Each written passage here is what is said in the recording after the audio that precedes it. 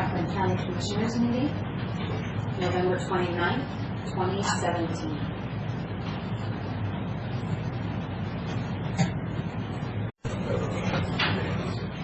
Good morning. It is 9 a.m. on November 29th. We're here for our regular Wednesday board meeting. We have all three commissioners this morning. Mr. Johnson, our administrator, Karen, our clerk, and we do have an audience this morning. With that, I stand and join in the Pledge of Allegiance. I pledge allegiance to the flag of the United States of America and to the republic for which it stands, one nation under God, indivisible, with liberty and justice for all. Thank you. Our first item on the agenda this morning is a bid opening for Basin City.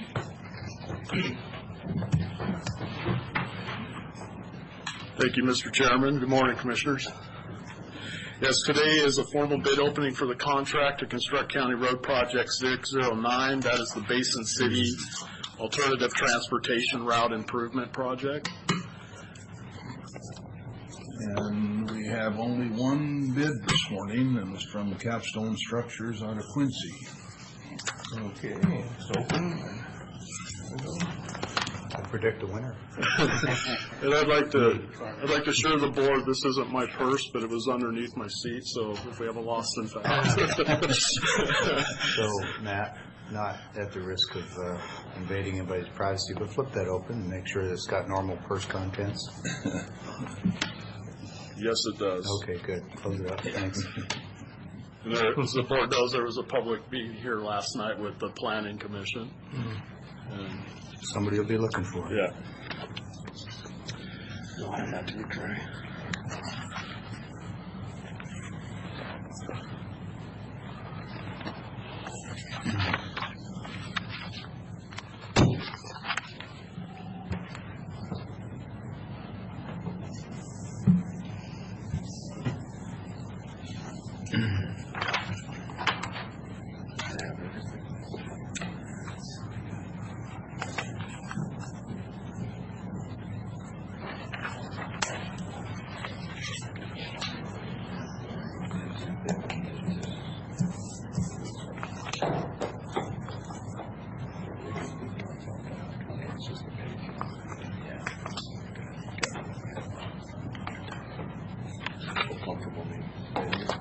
Yeah. Okay. Okay, and this bid was from, again, Capstone Structures, and their total bid was for $104,288. So that's 104,288.00. The engineer's estimate on this, if Craig, you don't mind stating that. It's 101,309.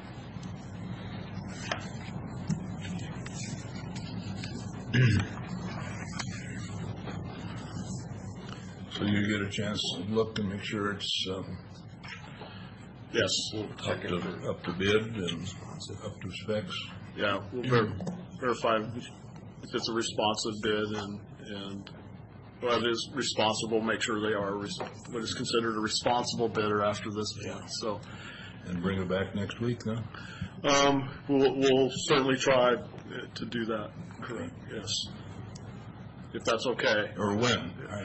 Well, based on the deadlines to get everything in, I would ask for the board's input on that. We can certainly do our best to have it prepared and should be able to do that, but we have missed the deadline to get our read-aheads in for the board for next week. So, Matt, when's this work likely to commence given seasons and weather? in March. In March, so there's really no hurry. Yeah. Mr. Chairman, I suggest we give them whatever time they need to fit it into their staff workflow. Yeah, that's exactly. Yeah, some of the new federal requirements is kind of interesting. If the board is interested in this, they want you to get this money obligated, but once you get it obligated, then they put a requirement that you have to be out to bid within a certain amount of weeks. Sure. And so that's why it's out this early, and then with construction to commence in March. You know, it is a ready project, there's no doubt about that, but typically we would wait a little closer to when we have weather to do so, but it's, Seemed logical. yeah. Hey, Matt, I noticed that there's a match on that, and there's federal funds, and the total of the two exceeds the engineer's estimate by a good amount, which is just interesting, not really directly relevant. But the question is, does our match share go up and down as a percentage of the total project, or is our match fully consumed before we use any federal money?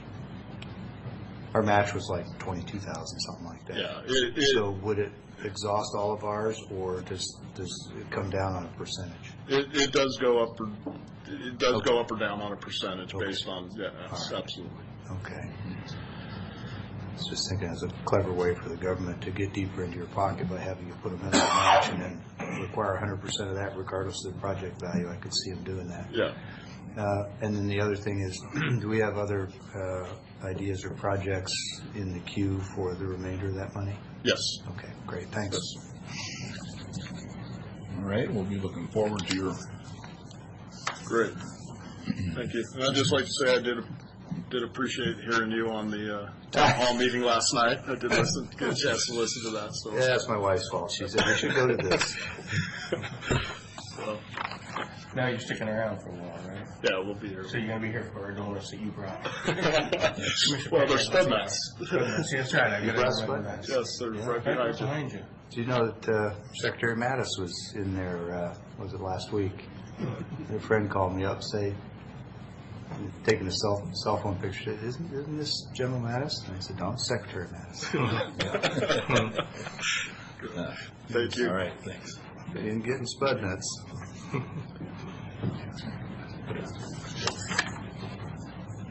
That Carly is up, will bring us a vacation policy.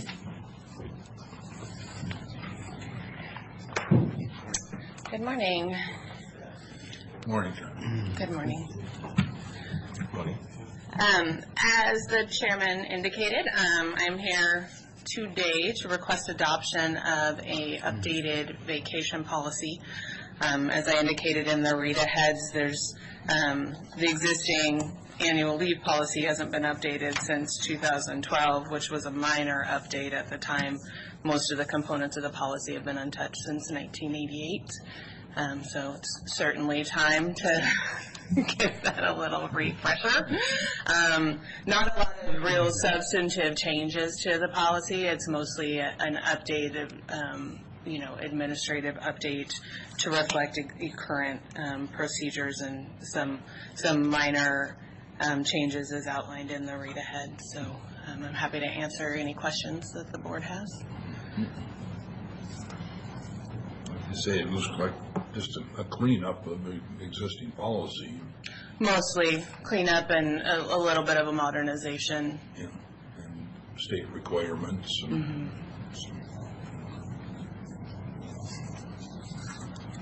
questions? So, Carly, at the risk of you walking out of a meeting today and telling Keith you deserve a raise, I'm actually going to have to praise your work 2 weeks in a row. It's going to kill me to do it. But I've been, not only have I been preaching for years about getting coordination properly reflective, I've been talking about something called completed staff work, and in my opinion, that includes anticipating the logical and reasonable questions that a board would need answered to make good decisions. And in yours, it says proposed changes, et cetera, do not have any effect or impact on existing collective bargaining agreements. Well, that's a big deal, and that's something that I might have overlooked. And you thought ahead, you anticipated the question, you put it in there. So I just want to say thanks, because that's the kind of staff work that lets us make good decisions. It really ultimately is about all of us making good decisions for Franklin County. And, the saying goes, garbage in, garbage out. Well, this is not garbage. This is good staff work, so thank you. Thank you. Mr. Chairman, with that, happy to move for approval of Resolution 2017-345 as presented. I will second the motion. Aye.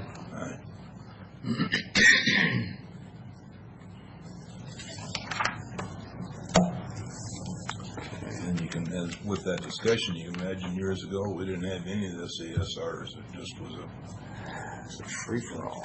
Yeah, if you've gone back and read the minutes, it's, I have in many instances. So, thank you very much. me too.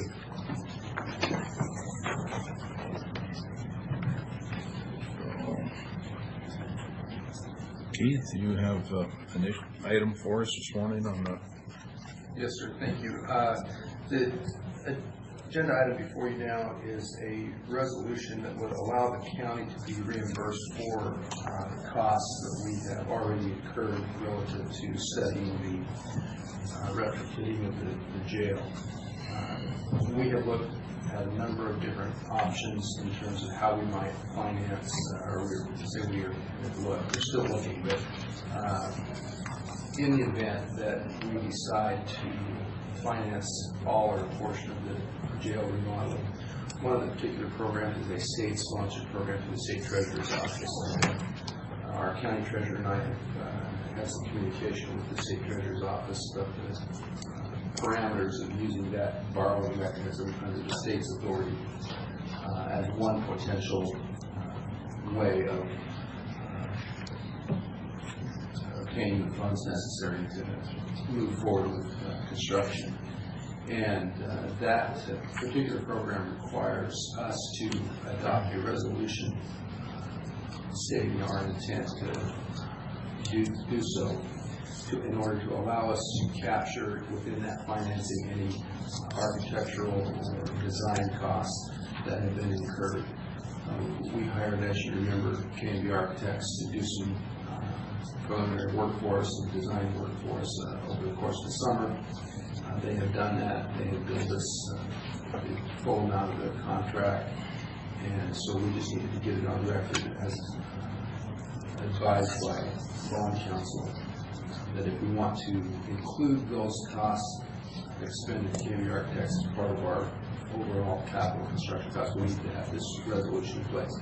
So the resolution itself does not commit us to any particular course of action. It just allows us to have that ability to include those architectural costs in the borrowing in the event we decide to go down that road. So we wanted to make sure that we cross the T's and dot the I's in order to prepare for that in that eventuality. Comments, questions?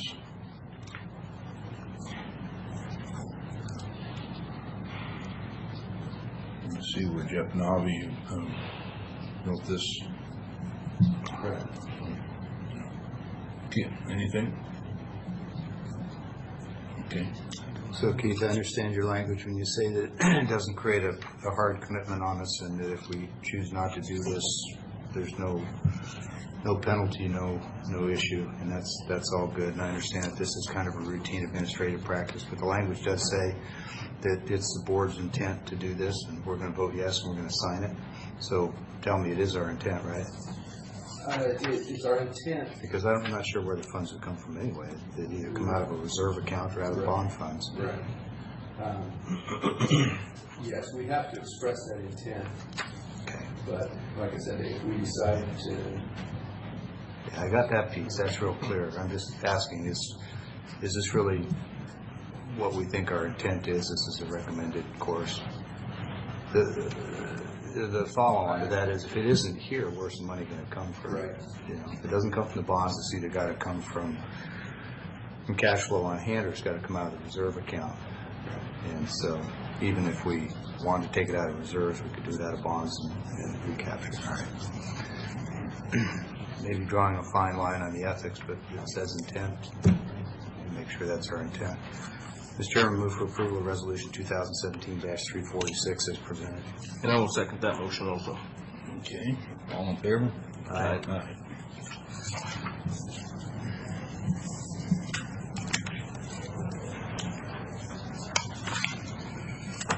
Portion of our agenda that is for public comment. Anybody like to speak to us this morning? Anything that's not on the agenda? Seeing none, we'll go into paying the bills.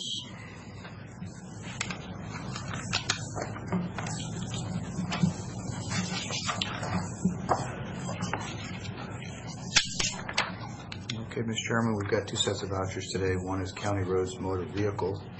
Move for approval of that request in the total amount of $103,507.19 as presented. Note for the record that it's been reviewed by the auditor's office and signed by two representatives of that department. Second. All in favor? Aye.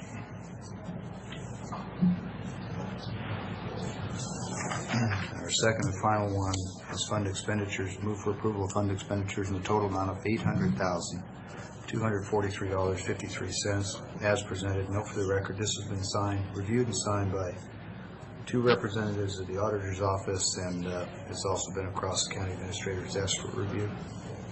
Oh, second. All in favor? Aye. That is all the bills for today, thankfully. Okay.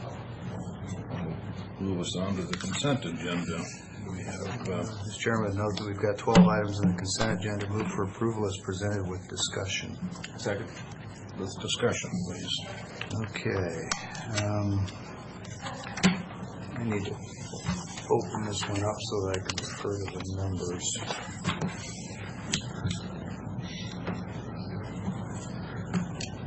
Make sure I got the right one here.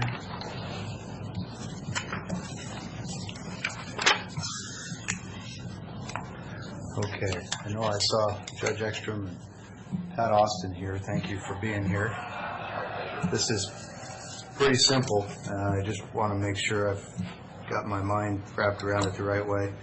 When we look at sharing costs with Benton County on bi-county programs, there's a couple of different formulas. One is at-risk population, depending on what program we're looking at. One is at-risk youth as a percentage of population. Another one is number of cases filed and other costs. But on the category of adult drug court, juvenile drug court, I know that devolves down to the number of spaces or positions in the program. So I'm curious, which drives the formula? Do we agree on a certain number of positions we're going to fund and then the formula follows? Or are we working off a percentage and saying that yields as many positions? For the What adult, item are you on? Oh, I'm sorry, this is item 2. I should have said that. Thank you. For the adult drug court, it is, we had a 30-person drug court. Benton County wanted to increase to 45%. Franklin wanted to stay at the 30%, which I believe is about 8 or 9 participants. And I'm sorry, 30-person, not percent. 30-person, Okay. 30-person Okay. drug court. So we then come up with the number of participants that Franklin would have been required to fund under the 30-person based on the caseload percentage that Right, we do formula. for hours. And so as we move to a 45-person, you still retain those 8 slots, which comes out to an 18% of the program.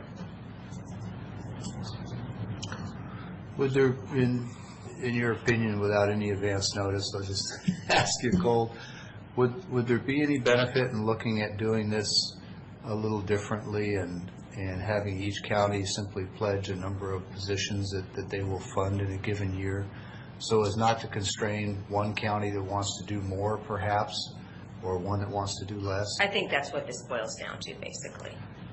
So really then it's the number of spaces driving the percentage, not the percentage driving the spaces. Correct. Okay, all right. Thank you. Yeah.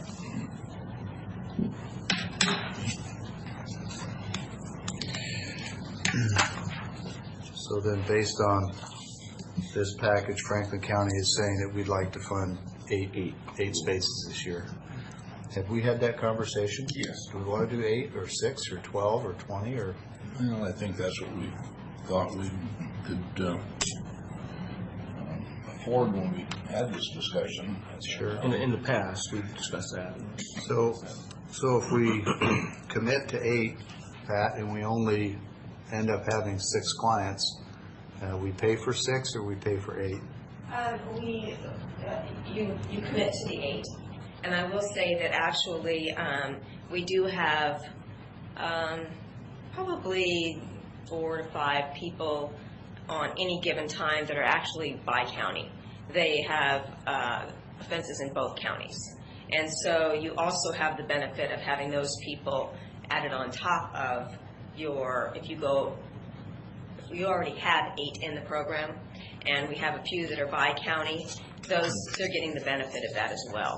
So we have made sure that we keep Franklin County's positions full, and that we've been getting the referrals, and so that's looking good.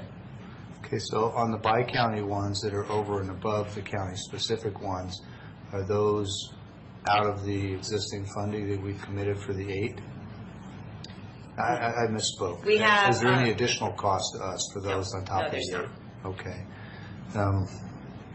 So we're always ensured that we do have individuals that have offenses in Franklin County that are being treated in the program. For the 8, and 8 or more, Right. but you're only being charged for the 8. so you may have 10 from Franklin County, but we're paying for 8? Yes. And those others, the additional would be by-county ones, people that have offenses in both counties. But you wouldn't have any Franklin County-specific ones beyond the 8? No. Okay. And in your opinion, is there demand for more than 8? We could take in more, yes, and that's why we had asked to increase it. The board wasn't inclined to do that this year, to the best of my knowledge at this point. Right. You did ask for additional information. We've already set a meeting to try to figure out how we can come up with some of the unknown, knowing that it's going to be kind of a stab in the dark, but we're going to do the best we can. Or at least just identify it as an unknown population. Yes, which is and then understandable. apply the percentage of the known to the unknown, I guess. Well, and that's where we might have some discussion. Yes.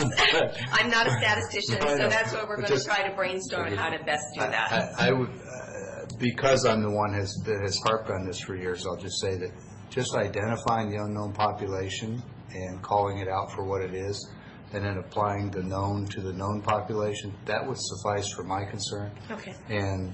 And this conversation largely was leading up to, and you just beat me to it, which is to say, I understand you are looking at those statistics, and I look forward to having that data, because that's what I need to then try and persuade my fellow commissioners to fund more than 8 positions. Okay, thank you. You're welcome.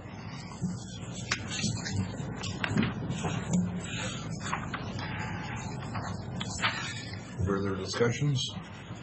Nope. Okay, we have consent agenda 1 through 12 in front of us. We have a second, all in favor? Aye. Aye.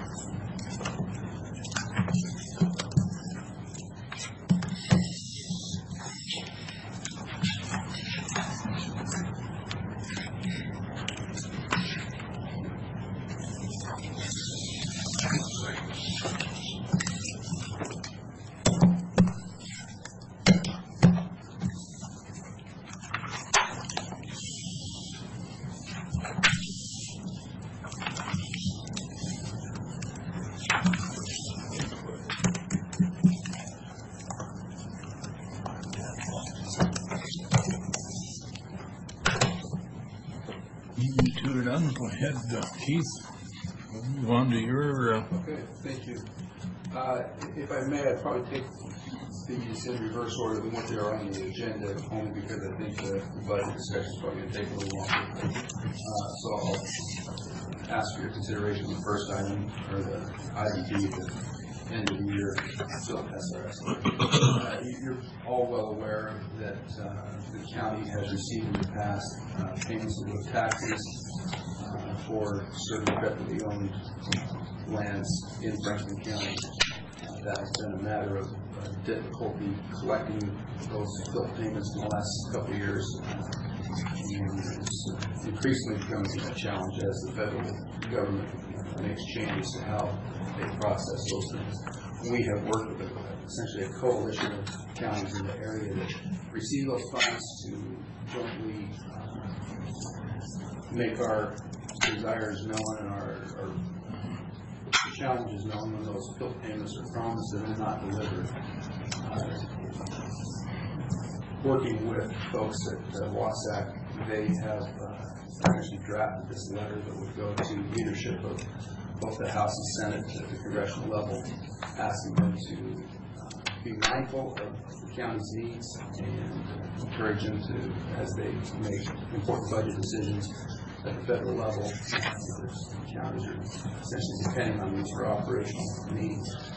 But the letter, because it impacts the counties in different ways, includes not only the PILT program, which most directly affects Franklin County, but the Secure Rural Schools program, or SRS, is included in this letter because there are timber-producing counties in the state of Washington that are probably more directly impacted than Franklin County would be. But the contents of the letter pretty much, I hope, speak for themselves what our intent was, why this is important for Franklin County. So we present that letter for your consideration to sign it. We can send that forward. I think it's quite important. One of the things that I've been keep hearing is that the feds today basically are basing the payments on the land value. Well, they're thinking is they want to go back to the value at the time of taking, so which would change the bottom line considerably. I might just point out that even though Franklin County is one of the beneficiaries of these federal monies, schools and other local taxing jurisdictions are probably bigger beneficiaries than Franklin County as an entity would be. And so we're, in a sense, representing their interests as well in this comment. Just add that Franklin County's federal land content is a postage stamp compared to Benton County with 500 plus square miles of the Hanford Reservation. It's important that counties consistent across the state join together. Otherwise, I think a single county's voice will get lost in the halls of Congress. The voice of 39 counties might too. We'll see, but it's worthwhile. And, Mr. Chairman, I propose that we sign the letter by consensus. I don't think a formal resolution or anything is necessary. And I agree. This is something that we dearly need just because of the loss of the tax revenue we get from the ground, and that's the agreement we made with Congress years ago, so I think we should sign that also. Yeah. Agreed. I understand there are some states that have established their property taxes on the value at time of transfer. Somebody sells it, the value is set, and then that valuation stays there until it changes hands. I don't know. Seems like somebody told me California, of all places, does that, which seems odd. If there's a place I'd expect to be up to date on getting every dollar, it seems like that'd be it. But anyway.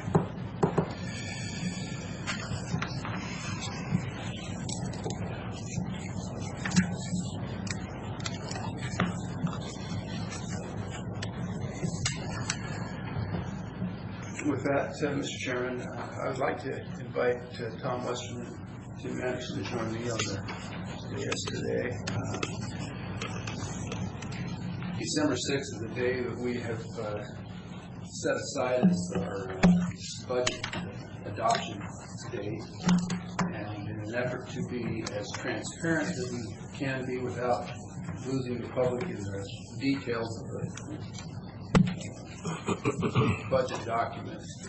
I wanted to just take a few minutes today to make sure that we had a good read of the priorities before, to make sure that any questions, as much as possible in anticipation of next meeting, were answered, raised. If we don't have the answer today, it gives us the time to research and find that answer and make whatever changes are necessary to get to the point where we can adopt a balanced budget. Our statutory obligation for approval is the end of the year, right? Yes. Okay, so this is a self-imposed deadline? Yes. And that's a good thing. I just want clarity. Been posted and notified to the public. Sure. So make sure that the public has an opportunity to weigh in and the board can be transparent in their decisions so that if somebody does have a question, we can answer it in a timely way. Tom and Tim have been working tirelessly to get more blood from the turnip, as it were. We recognize that counties are on difficult financial footings as it is from a legislative and structural standpoint. It makes it very difficult to meet the needs of our legal obligations, let alone do those things that we think are nice to have. We've worked very hard to try to identify those areas where necessity versus want takes place. You're well aware of some of the major financial challenges that we have with respect to the jail remodel, construction, some pending litigation that will have an outcome. We met yesterday with Benton County on the Juvenile Justice Center, rebuilding that needs to take place in the near future. So there's some major financial commitments that put some clouds on a financial horizon, as it were. Having said that, we do recognize that revenues have been growing. The economy relatively is strong, and sales tax revenues and building permits continue to increase. So we've seen some growth, but our budget requests from departments and agencies simply outpaced our revenue. So we have to make some tough decisions about what we say yes to, what we say no to. I'm going to ask Tom and Ken to kind of lead a brief discussion, and then certainly we'll answer questions that you have, but I just want to make sure going forward that we have some direction from the board as to what you want us to do to get to the point where we can operate next year financially and move forward with it. Okay, sure. Good morning, Commissioners. At the end of October, as you know, we ended up with still about $1 million deficit after some approvals during the workshops. There's about $1.5 million in requests. Obviously, most of those were not approved at that time. As Mr. Johnson mentioned, we have met a couple of times and gone over through some tentative suggestions. We've massaged the revenues as much as we can. We've met with the treasurer, and she's basically is okay with all the revenue adjustments that we've made since the workshops, and they're in detail on the list that we've handed out as well. Some revenues, we pretty much use a conservative analytical approach where we forecast it out using trend analysis. So even though we may have added $1.5 million in revenues, basically they could all be substantiated through data analysis, basically, probably with the exception of a couple of decisions that the board has to make regarding the road shift, if any, and also the 1% substantial needs levy. Those aren't really trend items other than historically we've used those. Tom, Yes. do you have a preference on questions you want us to toss them out as we go through? Or? I think what we can do is you have a 2-page listing of the detailed changes. Maybe we could just start with the first page, which is revenues. You have questions there, and then move to the tentative approval, or suggestions, I should say, on page 2, which are expenditure suggestions made post-workshop meetings. So maybe I didn't ask that right. As you're going through this page 1 summary, There are some key questions you want us to address those as you go through, or would you prefer to try to backtrack and answer them later? No, we can, let's do that. We can go through on a detailed approach if that's what you'd like. And, Well, I'm asking, and then we can, what your preference is. No, that's You're going fine. to have to answer the questions. We can hit the high one. There's some smaller numbers that, but No, I'll give you an illustration on AA1. Revenues were analyzed and trended for each department. Were there any that you consider to be outliers where either the trending in revenue is going down or the trending upward is unusually high? I could think of a couple of examples, but I'm curious what your generally analysis is. Generally, they are trending up. Building permits is very favorable. Sales taxes, as Mr. Johnson mentioned, has been very favorable. There are some internal revenues that are going down because of potential dispatch moves to the bi-county system. But overall, in Now, the courts, that shouldn't change revenues. That's all emergency 911 funded out of this. We can come back to that separately. okay. So what I'm looking for is not a listing of all of them, but are there any that the trend in revenue is going down or the trend is going up more than expected? There is a trend going down in the clerk's office, Superior Court revenues. Okay. And we've inquired about it. Apparently, it has to do something with the way that fines can't be put back in jail if you don't collect a fine or something, so maybe they're not being levied. Other than that, as far as downtrends, So my sense, I'm sorry, downtrends, any others that come to mind? You did mention 911, I'll make a note of it, but that's... I don't think significant other than in the courts. Okay, when you say the courts, you mean the clerk, not any other... Superior Court, yes. All right. And any that are noticeably up? You mentioned sales tax, you mentioned permits. Any others? What comes to mind for me is the Sheriff's Department has been doing a pretty good job, I think, of trying to maximize the use of the new jail and extract revenues by putting people in cells as opposed to leaving them empty. Is that trend going up? We did tentatively add 90,000 to Pasco lodging revenues because that trend is apparently going up, or they're billing differently. Okay. So, well, irrespective of the mechanism, the amount of revenue coming in is trending up in the sheriff's. Okay. Is it noticeable? I mean, more than normal? Well, I don't have a number, but in the last two or so years, it's been going up a pretty significant amount, I think. Right, and you put your finger right on the root of the question, which is that trend has been pretty steep, and again, kudos to them. I think they've been doing a great job using the resource, but that's the zero-sum game. At some point, you've maximized that resource, and so that's specifically why I'm asking is the trend that we've seen in the last 2 years, do we expect that to continue in year 3, 4? Because we're going to make decisions based on that pattern. I think you're absolutely right that will plateau to a certain degree at some point in the future just based on capacity. But with inflation, Sheriff's Office done a good job of matching that day rate that they charge. We're still, if you compare it to like a market comparison, we're a better deal than Benton County. If we continue to escalate the cost enough, sooner or later, City of Pasco would say it's cheaper for them to go elsewhere, whether it's Benton or wall to wall or whatever.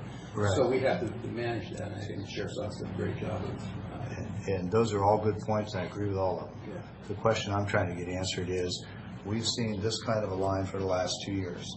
Do you think it's going to do this next year, or do you think we're going to hit that plateau? like Mr. Johnson said, it's based on census over there, so as long as that can go up, it will go up. Otherwise, it's got to plateau. Unless we calculate the rates differently, Okay. and that would probably just keep up with Well, inflation. item I says revenues were analyzed and trended for each department. What does your trend analysis for that department tell us? Not trying to be difficult, but I mean, you wrote it, not me. No, and I understand. And it was just the significant revenues. It wasn't for every revenue for every department, but Okay, fair enough. they're trending up at the currently. But I think if you look at how much they're collecting each month, currently, the revenue that we increased for next year with the average they're collecting right now would would meet what we're adding in for next year, the expected increase. So you've continued, your projections for the Sheriff's Department for next year's revenues are on relatively the same upslope as they've been for the last 2 years? No, I little would less? say, I would say it's leveled off. I would say we probably level off some. I think they are able to increase a small percentage each year, like 2% or something. Right. Well, and the reason I'm drilling down on this is I don't want to rely on revenue that nobody thinks is going to show up. No, and it's based on, if you took just like a current month right now, if it was 80,000 a month and did 80,000 times 12, that's essentially the number that we put in for that. Thank you.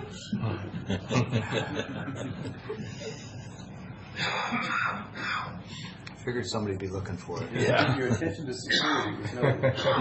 Only after Listen, brought it up on your desk. after about the 5th or 6th Middle East country, you start looking at stuff like that differently. You really do. So it's our best guess for next year. 2019, we'll probably have to look at it again.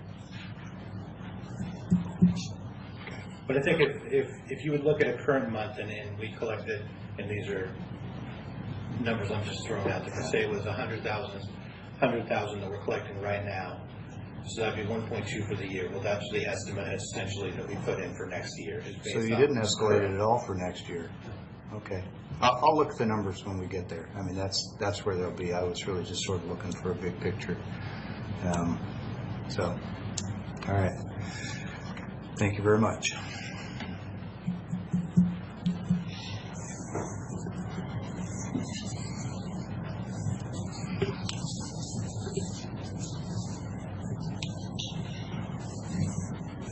Where were you, Tom? Okay, well, if we're down to revenues, or do you want to look at those a little bit more? There's the dispatch, we reduced the revenue of 103,059, but that was to balance basically with the expenditures. Traditionally, that's been the self-balancing department, which has been balanced with revenues from the state that received in the 911 fund. So we pledged 100% of those funds to the 911 function. So whether it's above or below, they're going to get them. The thing that caught my eye is this capital contribution of 489. And I see the sheriff is here. I know that in the previous conversations and the meetings that I've been in, it has always sounded like the costs of transition to a consolidated 911 could be covered by existing reserves, 911 dollar reserves, and going forward, the cost could be covered by the emergency 911 funds that we send to the state and then they send back to us. So, Sheriff Raymond, if you have a different recollection of that, please refresh my memory. But are there not 911 reserves to cover that capital? That's BIPIN capital, though, Commissioner. BIPIN. And cutover costs and all those types of things. So I understand that BIPIN and E911 are not exactly the same thing, but it's a capital enhancement that is driven by consolidation. Am I right about that? Yeah. Okay, so in my mind, they're part and parcel. They have the same effect. So can those 911 reserve funds be used for that BIPIN capital? I can't give you that answer. Okay. That is a question that we are exploring. All right, then I'll leave it there. It seems like a logical question. I can say that there's enough money in those E911 funds provided nobody pulls from them in some form of fashion. And that's consistent with the message I've heard from you for a year. So you've been absolutely consistent. That's why this number threw me. Okay, so we just need to wait and see if they're eligible to use those funds. Yeah. Thank you. The point I want to make, I guess, right now in terms of, again, going back to transparency, is the commitment we have to BIPIN. That I think we discussed this adequately before, but for the record, they have antiquated systems in their ILEAD system that they're scheduled to replace in 2019, 2020. And in order to be able to do that, they have asked all of the participating entities to only have the resources in the next 2 budget years to provide that upgrade. And it's a significant impact to our budget over the next 2 years. Then it drops back down to a normal cost curve. And because we are utilizing that resource significantly in jail and law enforcement, all the people at the table agree that the Franklin County's commitment had to do that to do that. So I wouldn't characterize it as a must-pay, but there would be some pretty significant consequences financially and otherwise if we decided that that was not a critical priority for us. Yeah. So let me just touch on that, because you raised some important points there. One, on the transparency angle, I understand you don't want comments to be misconstrued as a weakening of support for that, and no one should be confused about that. I think we all recognize the importance of it. Secondly, I don't recall this board taking any formal action to say that we were committed to do that, so there is no formal commitment. Lastly, my questions were not focused on if we should pay it, but where's the right place for the money to come from. So when I saw an unmet capital error and we're talking about using county reserves, I wanted to reinvestigate those 911 funds, which I believe are eligible, but apparently that's still an open question. So thanks. Good discussion.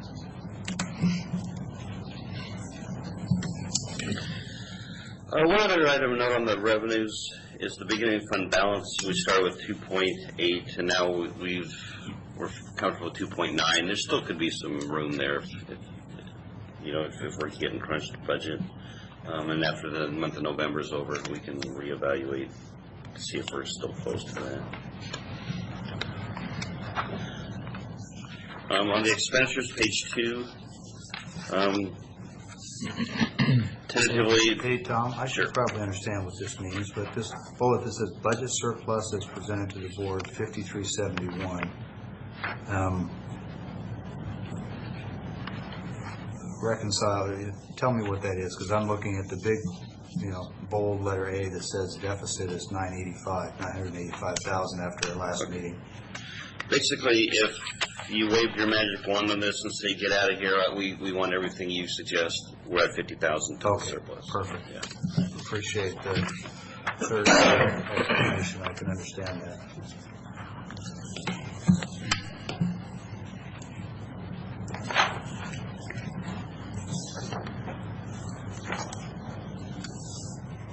So on the expenditure side, Mr. Johnson reviewed the binders full of attachments with requests, and he evaluated them. The ones that he gave a tentative, okay, put it on this suggestion sheet, are listed.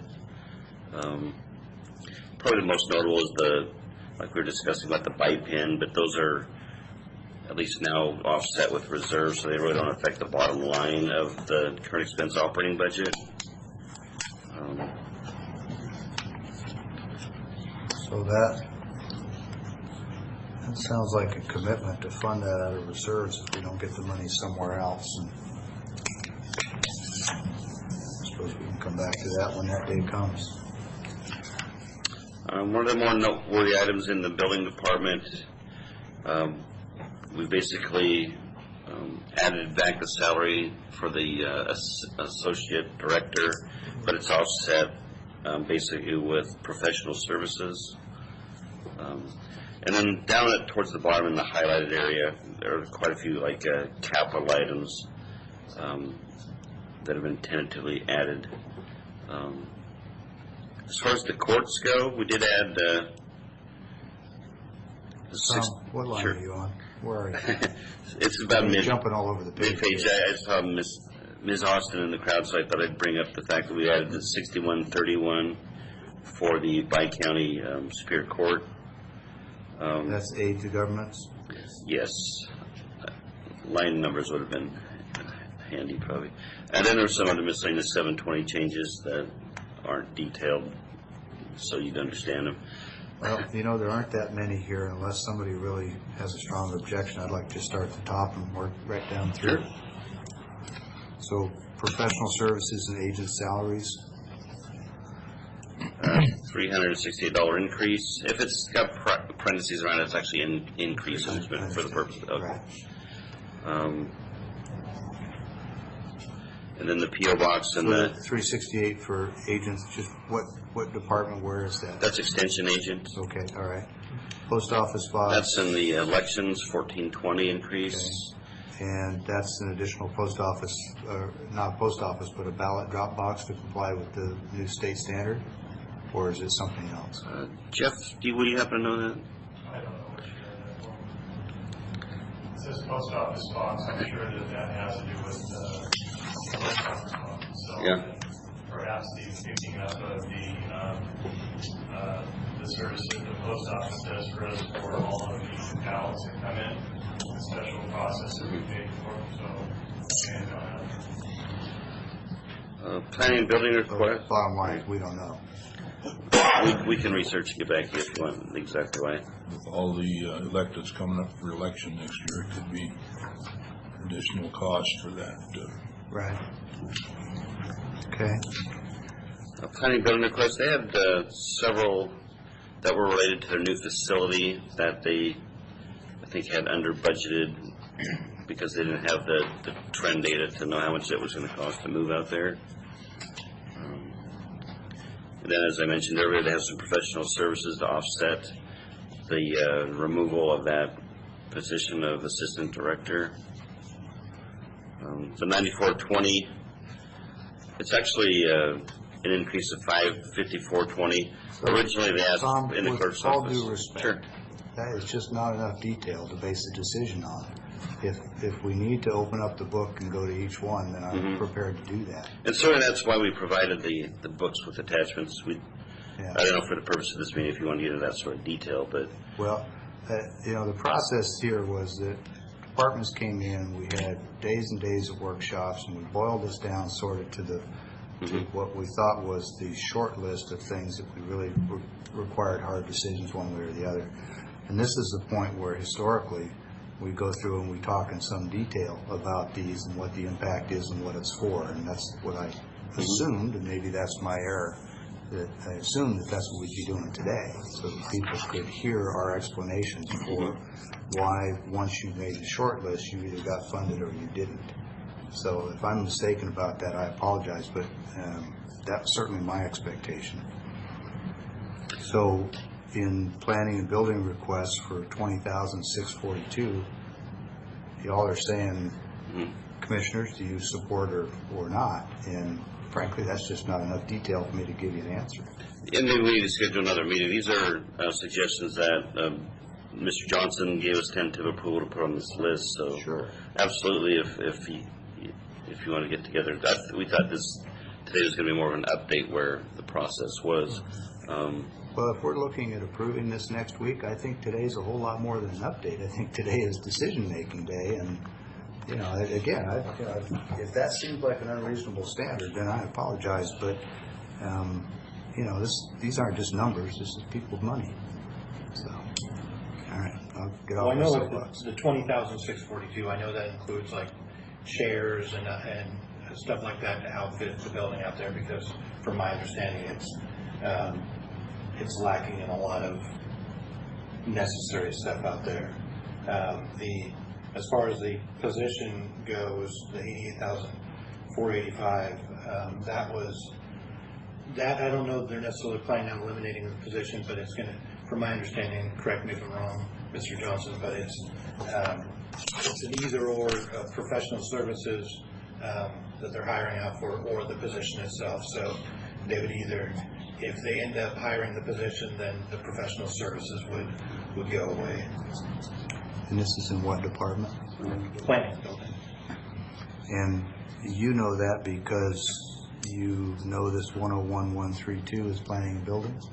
Correct. Okay. You can understand why I wouldn't know that. We wouldn't expect you to. Yes. All right, thanks.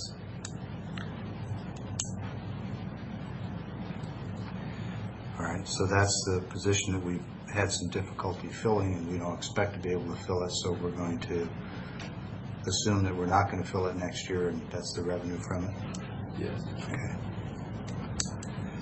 Now, this actually says remove the position. Is that intended as a permanent or semi-permanent? Or is that just remove the funding? Remove it from this budget year. Okay. Eliminated the FTE.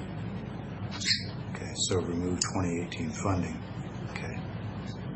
That's helpful. All right, so professional services, 101,131, is that planning also? Yes, and that was to offset the associate director position. So they've outsourced a lot of those responsibilities to a company and is doing the reviews. Okay. So then really the net there is about 33,000 difference between the two. Okay. The next two lines are in the clerk's office. They asked for 9420 increase in postage. I think we evaluated it and came to the conclusion that if we bumped it to 11,000 total by adding 5420, so those two numbers actually net out the request, and then the Well, they asked for 11, you said? 11. Well, they asked for 15. 15 total. And we brought them up to 11,000. Don't these two numbers offset, one being a negative and one being a positive? And they added to the current total, yes. So we're adding 5420 to bring them up to 11,000, although they're requesting 15,000 total. Okay, that's what I was getting at. So 5420 of 15K request. Yes. Okay. Well, for the grand total. So those are must pays in the clerk's office. You're comfortable they can get by with that? Okay. It's consistent with what they've done over the last couple of years. Okay. All right. Superior Court requests? And those are some miscellaneous requests. They've pretty much held a tight line on their budget the last several years. I think this is probably just inflation catching up to them.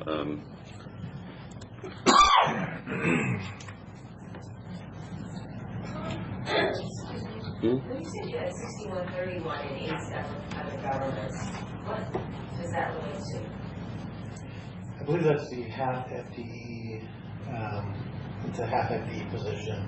It's our side of the fund, they have it, I do believe. Is that the guardian ad litem position? That sounds right. I think you brought that to the board as informational, as a need that we have. However, Benton County is not going to open their budget this year.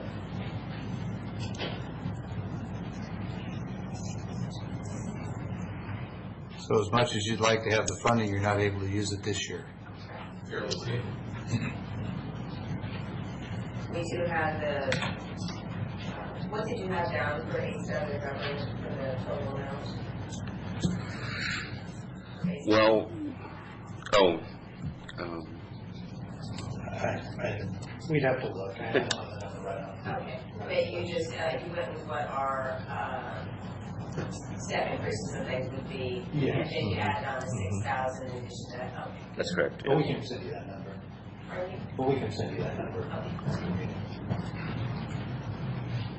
So then what happens with the 6131, Tom? You gonna So we'll pull that out? we'll remove that, it sounds like. Okay. Is there some other need in the Superior Court that is of equivalent significance that this money could be redirected toward? I think we asked for assistance in paying for jackets for the bailiffs. That came to $1,000 basically.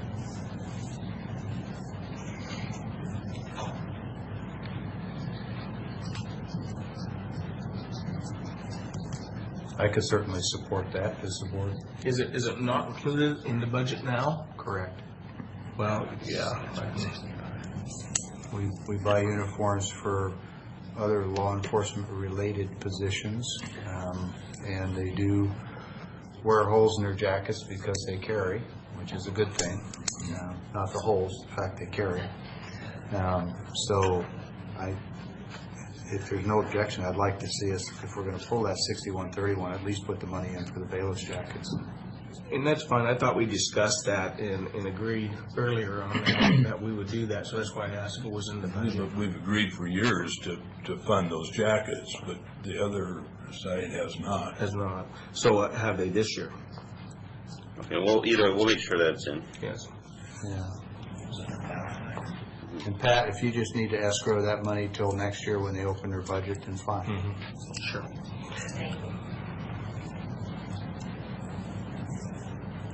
Okay, so we were up at, under Superior Court requests, we had 16.5 added back in. So I'm just going back up to where we were. Right. Most of that 16.5 is in professional services. As in contract services or staff? It wouldn't be staff because that would be personnel costs. Okay. OPD, there's nothing there.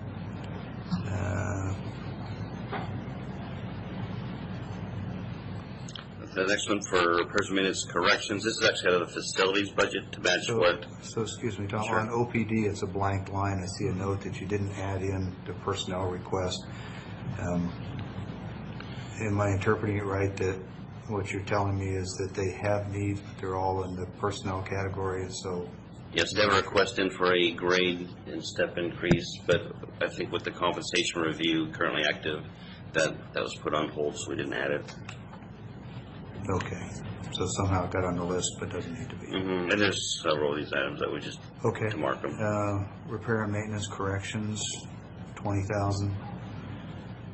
Again, that was to match the facilities budget to the corrections budget. They bill corrections for their services. Okay, all right, I So understand that. it's internal. All right. We're gonna pay facilities for the work they're gonna do. Office and operating supplies was And that's in the 1,000. coroner's office. Okay, We did not add, they requested a vehicle that's not currently in this balancing. As well as personnel requests. They were wanting to hire a full-time person and, they wanted a full-time person, a vehicle, admin costs, and like 80-inch flat TV for their office. I'm serious, I don't remember if it was 80 inches, but they kind of did this. they did get a TV from a grant from Walmart. Oh, perfect. Yeah. Oh, that's right, I forgot. The additional $1,000 was for cost of buying back and other supplies and things that they requested. Okay. As you said, requested some personnel funding and a vehicle funding that not currently included. Okay, thanks. So, in the interest of time, then, dues and subscriptions, 200, we can go past that. Transfer out probation, 5,000.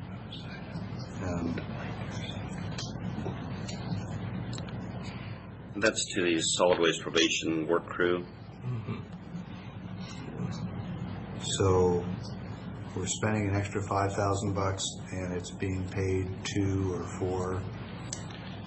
Well, we collect revenues in the district court probation department, and it helps pay for the vehicles and the work crew and garbage bags and who knows what else. Oh, okay. When you said solid waste, I thought of Sally's office over in Public Works. It's not that. No, it's not that, but that fund has two departments, one for solid waste, one for probation work crew. Okay. So they're related, but kind of separate. Okay, so the money is going to the solid waste department in Public Works? Yes. To pay for those workers? For their work crew aspect, yes. Okay. All right. The next one is the prosecuting attorneys and miscellaneous. It looks like communication, travel, operating rentals and leases, and some miscellaneous items. So that's normal administrative travel and other. Keith, you comfortable with? You are. It wouldn't be on this list, I'm assuming. Okay. Computer buy pin, 52,000.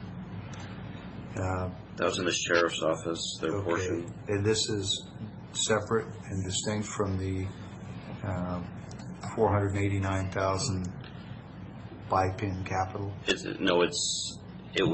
the expense side of that equation, where the 49 was the total transfer in. This is the sheriff's cost for next year's capital purchase. This is the increased cost from last year because there was a baseline amount. What, 23,000 or something? And then the next one is the same thing, but for the jail BIPIN. Not sure why that's so much more. Okay, so help me out here. If I understand what you just said, our cost for BIPIN services per year just went up $375,600. This is more one-time funding for new software, is our understanding. Well, the next Right. 2 years. Next- yeah, the 18 next and 2 years. 19, it's going to be significantly increased like this. So that to me sounds like a capital expense. It is, yes. And so how is that different than the $489,000 capital expenditure? That's Well- going external to BIPIN and the other is internal? The 49 would basically, this is, the expenditures are, how we have them listed, that would come out of current expense. The 49 would come in from another county fund, either Kilo Reserve Fund, our reserves, rainy day, or through the 911 fund, if that's allowable. Okay, so if I'm understanding you then, the 323,288 and the 52,420 are increases for BIPIN related software, and the 489,000 is a separate expenditure. No, it's a revenue. The 49 is a revenue. But it's supposed to cover these expenses that are listed, as well as our understanding was the current year, Let me 2 years. Let me go to A, B, 2. You're saying that the reserves could be used to cover the BIPIN capital Right. of 489, 437. The fact that it's coming out of reserves doesn't, I mean, on the balance sheet, it counts as a revenue because you're citing the source of the money. Sure. But the expenditure of 489,000 is still an expense. Yes. And what I'm trying to find out is there any overlap between these two numbers? And it sounds like there's not. They are the same number. Okay. So these are the 52,420 and the 323,288. Those are, so that's roughly 380,000. There was another 100. You can understand my confusion when these two numbers don't add up to this one, and that's why my first question was, is this the same as the 489? So It's a built part into of it. It's part of it. There's And another it's- 100,000 that was baseline from the previous year, roughly 100,000 baseline from the previous year. If you would add the baseline amount from last year plus these two amounts, you'd get to that 489.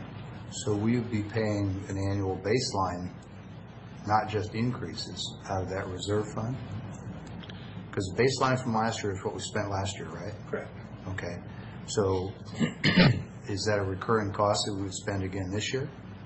Okay. Yes. So that's an operating and maintenance cost. That's not a capital cost. So it sounds to me like we're talking about taking $100,000 out of our reserve fund to pay an O&M cost for BIPIN. I think you're correct with that. That was how we were, how we understood to do it. Okay. All right. Yeah. Is that your understanding? And I'm not No. necessarily challenging the I can thinking. see I'm where trying to the- make sure that I'm yeah. understanding what you're telling me, because it really sounds like we're taking money out of a reserve fund to pay the annual O&M cost, plus another $380,000 for software. And that's a real concern, because that reserve fund is never intended to pay recurring O&M costs. All right. I may have misspoken to them, but my understanding is exactly right, that we wouldn't want to use reserve funds for our annual operating expense. That is to be included in the baseline. But that baseline has increased. But not by 100. Because Tim had said the 100 was the baseline from last year. If it's an increase in the baseline, it's still an O&M expense.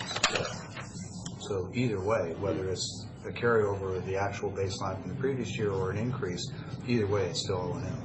Yeah. All right. I just think that we were thinking, since it was a current year capital changeover, that's probably why we added the cost in there temporarily. But you're absolutely right as far as being an operational annual expense. So. Okay. The next item is in the Security Department, 9426. Well, Tom, because that's a big enough number, I don't know how we can go past that without addressing the question of this extra 100,000 or so of O&M. I mean, this sheet we're going down right now are expenditures the three of you have reviewed and generally speaking are recommending that the board approve. Right, and it was our understanding that you wanted us to put that 100,000 back into operations. Well, I think in terms of practice and principle, that's the right thing to do, but what I'm trying to get at is the actual application here. This list that you're recommending that we approve is predicated on almost $500,000 out of our reserve account, right? And it's not a loan, it's one-way money out. So the one-time capital for BIPIN, if it's really high priority, is fine. It is what it is. That's $376,000 almost.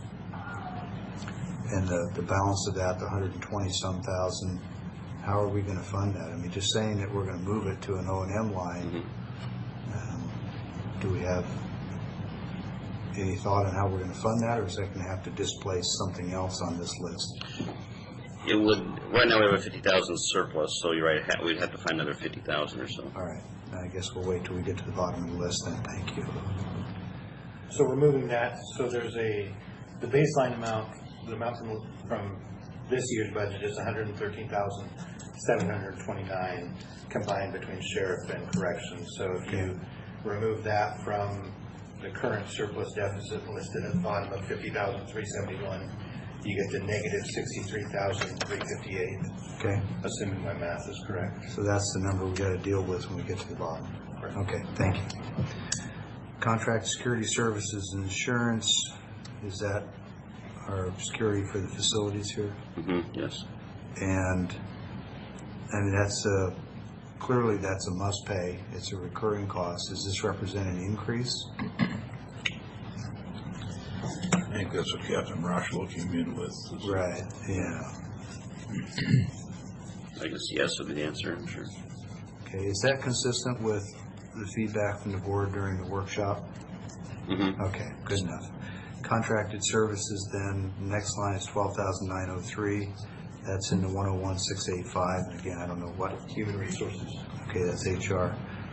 And so 13,000 increase for. Is that negotiations or? That's for our labor negotiation services. The board had amended that contract halfway through 2017, so it indicated an increase. The board's already approved that, so that becomes a must pay. The contract. Yes. Right. Okay. Insurance liability. This was. It's just our. What? Risk pool. Yeah. Okay. Okay, the 101,720 changes resulted in an increase of 14,400. Can you educate me on what that is? It's in the 101,720. Yes, so it's in the aids to other governments. I think Mr. Johnson's looking at the detail on that. These were ones that I had just trended on my own. It was like the shots, I think, that we give, and various other stuff that we haven't been budgeting enough for in the past. And so I had trended all of those on my own, and it looked like we should increase the budgeted amount. Did you say shots? Like tuberculosis? Hepatitis B shots that we offer to employees that start with the county because of potential exposure. And there's So set aside the worthiness of the effort. Isn't that available from the Benton Franklin Health Department? That's who administers the shots on our behalf. We just fund it. We fund it. Okay. So that was I lost the line there. Okay, 14,403. Yes. And that's can't all be for shots. That's a lot of shots. No, there's like Hanford communities, I think, in there. Tuberculosis and. So increases from Council of Governments, WASAC. Okay, all right. Hanford Communities, WASAC, COG. All right. Fair enough. Aids to other government, next line we've already talked about. Temporary office assistant positions in IS. This next one, it was only. They look like a wash, those two lines. They are. We initially in the baseline, left them in? Yes, correct. There's a staff position in IS that is only, the board has only approved through 12/31 at this point. And so initially when the sheet was put together, I removed that position just because it wasn't approved by the board. But I believe Keith is thinking that it's likely that it will go into next year, if I remember correctly. Okay, so while it looks like a wash here, it was previously in, so it's back in by virtue of this effort. Okay, and the conversation that I recall from the workshop meetings was that we'd have to wait and see unavailable funding, but everybody seemed to agree that it was a high demand field and that they needed the help, so there was support for it. So professional services, jail remediation, the next few are all blank lines. Miscellaneous approvals of 100,000. We just left that, initially we just put a plug in there for a situation like this, you go through and add something miscellaneous. It was like contingency for balancing purposes. So you double padded this, haven't you? No, we backed it out if you look. Budget surplus as presented to the board, 50,371. That's your bottom line of this list, and you padded another 100,000 on top of that. No, we didn't. Yahoo! Anybody need money? We got like 150 grand that this list didn't even show. If you go to the next line, we backed that out. So. Oh, next line you took it back out? That was just temporary. I guess I should have hit those rows. Jeez. Took you longer to talk about it than it did. Yeah. I was about to say, why are we doing this? Now I know, you took it back out. Man. These next ones, a lot of them are capital type things that were, I guess, temporarily added to the list or permanently, depending on the decision. Okay, so the next one is actually pretty self-explanatory. BLM changes for the sheriff, that might have been like a salary adjustment. Yeah, it's an inconsequential number. The next one, too, we did go through the salaries, and for current 2017 changes, we've updated basically the budget worksheet, so that's what the next 2972 is. They've had some turnover. The next person we expect to cost less. Okay, so facilities maintenance equipment, that's just like the facilities, hot seat capital equipment. They had a long list. I think their thinking was, excuse me, I didn't mean to interrupt. They have a long list, and I think we figured if they had 10,000, they could prioritize on their own. Okay, and so Keith, their request was quite a bit in excess of the 10,000. Well, you got 10,000 ready for a hot seat. Pressure washer Must be something else.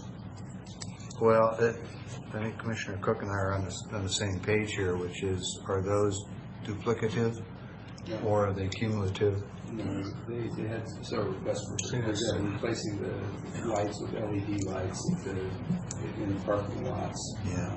So the logical challenge when you see numbers like this and it's in a department that works directly for you, looks like the potential for favoritism, and there's also the tendency for people to forget the facilities doesn't serve your office, it serves every department in the county. So the capital equipment expenditure for facilities is one for the whole county.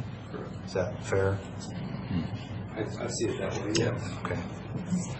Well, since we're really focusing on transparency today, I thought I'd throw that in. It's just kind of interesting the way you've got it broken out, because they're both kind of, or both lines, from what I can see, are capital. They are.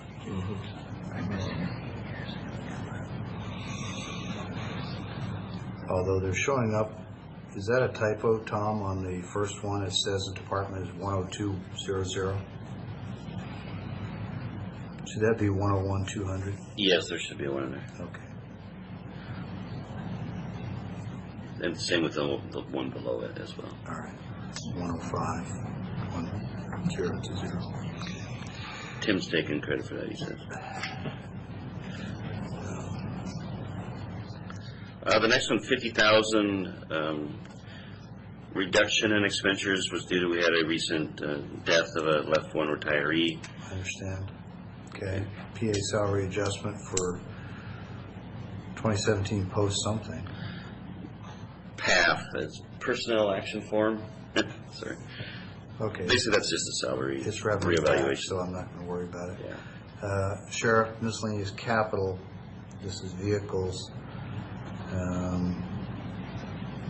That's a $6,000 increase in that for vehicles. Well, maybe Keith could speak to it. I think our thinking was they had a lot of capital items. We bumped their capital to $250. They could buy cars or not. And then we put some money in the IS capital for their tablets, is that what they're called? Yeah. The G-Tax. It's starting to sound like we're adopting a bottom line budget attitude for capital expenditures. Instead, we put $250 in it, they could use it for vehicles or anything else. We'd have to decide in the detail of how they would allocate that, but clearly their request was way above that amount, but we didn't want to completely eliminate their ability to exercise some judgment and discuss it as what how they use capital money versus before dictating to them exactly how that should be spent. I mean, that's your prerogative. Well, no, I'm kind of smiling because that's been sort of the elephant in the room for years, as long as I've been here, is that when it comes to capital expenditures, who is in the best position to determine how those capital dollars should be spent? Is it, here's what the budget can afford, and the sheriff takes it and he spends it as he needs, whether it's a new boat or cars or RVs or four-wheelers or whatever it is, or does the board, should the board weigh in helping make those determinations? And what you're doing here and what you're describing here is a significant shift from the way it's been done for as long as I've been here. Anybody see it differently? No. Okay. And I'm not saying I have a heartburn with it. I'm just saying it's different, and I want to call it out for what it is.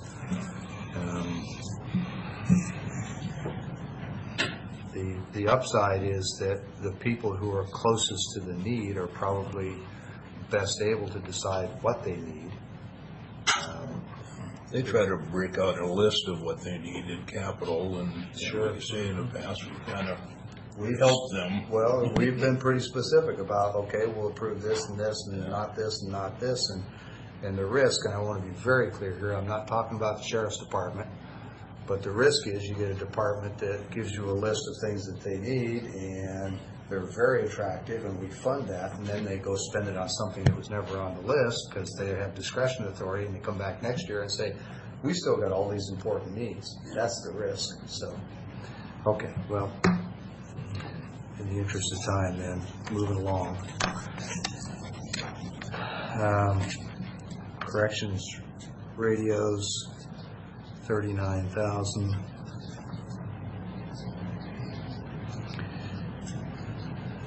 I don't recall this from the workshop, but I suspect we went through it quickly on the capital request list. Keith, you've looked at it, and you think it needs to be on this list, so I'm going to take your judgment on that. Correction, safety equipment, tasers, guns. That was like eye protection or something. Right. Okay, so suddenly we're at, what is it, 70,000 of additional capital here. And then we've got corrections medical, which I'm not going to lump into capital. And that's clearly a must pay. Is that based on a contract increase? We've been using Lords for medical. I'm not sure it's contractor trend. I think that was the request that we got. It was a request. I'm sorry? That was the request from the corrections for the increase. Sheriff, do you know off the top of your head, was that based on anticipated trend cost increases or a new contract with Lords? Yep, those contracts are coming open, getting ready to come open, and we're trying to estimate what the increase is by talking. Okay. Well, we're in a much stronger negotiating position now that we've told them that we got 20 grand extra, so that's good. All right.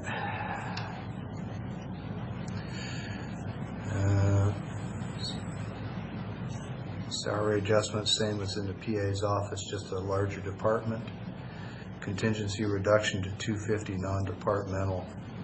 Tom, can you help me understand that one? Yeah, we had 308 between our miscellaneous contingency and like the clerk's office had a jury contingency, and there's I think a salary payout a contingency. So we went from 308 to 250, and then there's a net benefit to the budget of 58,000, and just have one contingency item. Okay. And another capital item from the sheriff's office for another 50,000. And that was for their GTAC tablets. I think that was just a portion of them too, wasn't it? They requested, I think, 150,000 Okay. for 26 units. The recommendation that we fund part of those, because we do think they need some of them, but we're not going to be able to acquire all of them in the same year. Okay. And the last one is the sheriff's celebration party fund. Is that what that says? Celebrate. Celebrate. What is that? It's software they use for investigation purposes to get data off of a cell phone or a laptop. Software. Yeah. So that's another capital. Yeah. So Tom, typically when we go through these numbers, we're looking at current expense and we're doing the capital as a separate tally, if you will. Mm-hmm. We've got these combined here. Is this how you've done it before? Because I don't recall us combining the capital and the. The capital expenditure we singled out before for that very purpose you described earlier about the board being able to review them. But as from a funding perspective, they still come out of current expense. So it affects the bottom line of the current expense fund. Yeah. Whether it's Typically, we'll run these numbers as two columns, and we'll combine them at the bottom. So you just combine them ahead of time, which is it's fine. It would be helpful for me. I'm sure the other commissioners have already figured this out, and they can tell us they go down exactly what is and isn't capital. But there's some way to identify where it's coming from. That would be helpful for me. Basically, you have that. I don't know what column you call that, but that 59X, is that basically your capital? Mm-hmm. And I'm not sure we're 100% consistent on that. Yeah, because it's in the fives, it would be capital. 59 is I capital. didn't catch that. All right. So,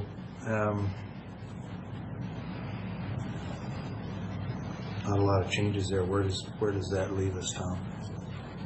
Do you have the Calculated this in your head as we went? I think we're at minus what, 50? 58,227 is what I'm showing, assuming my math is correct once again. Okay, so that is a surplus to the current. That's a deficit. Oh, I'm sorry, it is. No parentheses on that number. Okay. And you said that you built in okay, so on your first page it says we had a budget surplus of $50,371. Correct, and then taking out the $113,729 BIPIN that was baseline, that brings it to negative, a deficit of $63,358. Okay, so when we said take it out, what I was saying was just put it in capital, not as an O&M expense. It would still be, the expense would still be on the list. But not funded through the reserve fund.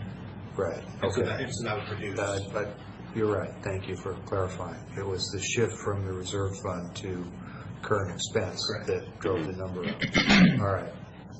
And So, then, go ahead. And then from there, we have, we removed the 6,131 aids to governments, court reimbursement, but added in, I believe it was 1,000 right.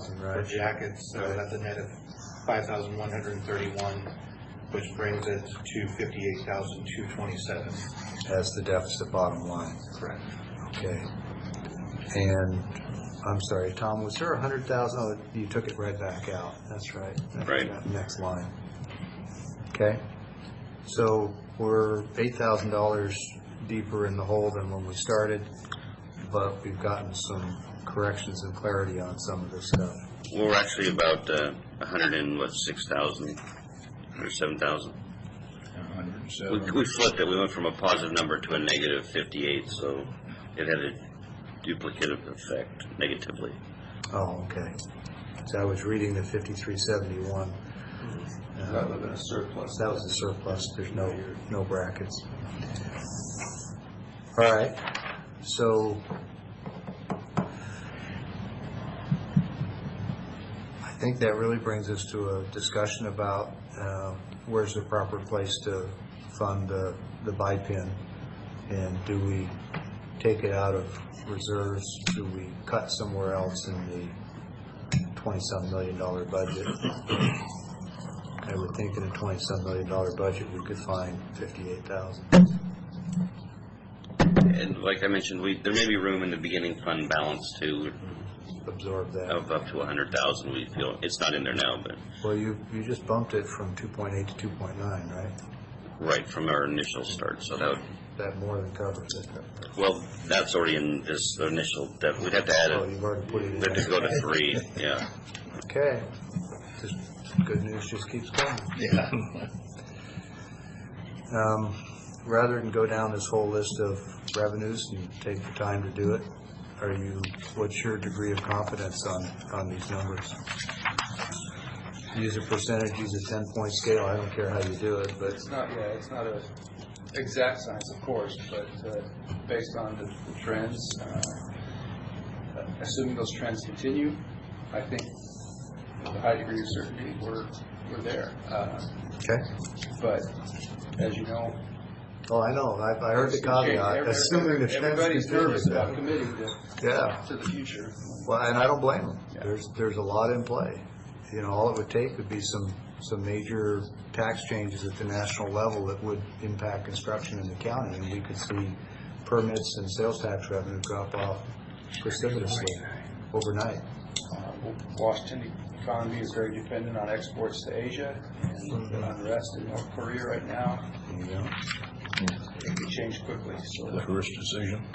Yeah, Hearst decision. Yeah. And I listened to and participated in a discussion last night on Kona Radio about what's happening with the state legislature and the fact that the state, for the first time in several years, will have one party controlling the House of Representatives, the Senate, and the governor's mansion. And the governor has already come out publicly in the last number of days and started talking about a carbon tax. They tried something in lieu of an income tax, calling it something else, capital gains tax, and that didn't fly with the courts, but now they're talking about an income tax. Weigh that against what's happening in D.C. about the possibility of income taxes not being, at the state level, not being deductible on federal taxes. There's just a whole bunch of things in place. So bottom line is, I understand why you're putting in a few caveats there, but if you give an opinion and it turns out to be wrong, that will just put you in good company with every other person that has given us opinions like this. So, all right. Well, I appreciate everybody giving up the time to go through this, but I know we all take this seriously. It's not our money, it's the taxpayers' money. And if I were one of the taxpayers sitting in the audience, I would expect no less. Well, and I appreciate the way that the last couple of years we've been able to do this. We kind of go down through the list, for the public's view. But then to have Keith and We don't have all this revenue. auditors, kind of fine tune it and massage it, it helps us a lot. Wait, if I could interrupt, I think I've discovered an error on the revenue sheet that is in our favor. No. Is it Christmas? It could be. On this sheet, we have $413,888 for the reserves covered by PIN. Let me catch up. Okay, I see it. Yeah. And I think we had to share for like 75 or 77,000 initially to that. But so actually, they're not in the baseline revenues. So we backed it out when we didn't have to. So we're actually... Okay, say that again. Okay. Slowly. On this agenda sheet, we have $499,000 in revenue. That we thought was on the revenue sheet. Okay, But we've only so- got 413 on the revenue sheet. Not on the sheet, but incorporated in these numbers, you had revenue of, Well, we thought that we were going to be able to cover 49 of the BIPIN costs, when it turned out we were subtracting 113,000 off that for the operational aspect of it. But when we computed the initial 50,000 surplus, we didn't have the whole 49 as a revenue. We only had 413,888. So what's the difference? we've been misleading you for 2 hours. Right, so we're actually 17th. If we add that to 70, because we just penciled in the change, so we don't have to back out 113,000 of revenue. Leave it to the sheriff to balance the budget for us. So when we do that, I have actually a surplus of 17,322. Surplus, how much? 17,322, and that's the difference of the 49,437, which we were assuming was in the revenues, but we had 413,888 in the revenues. What about on here?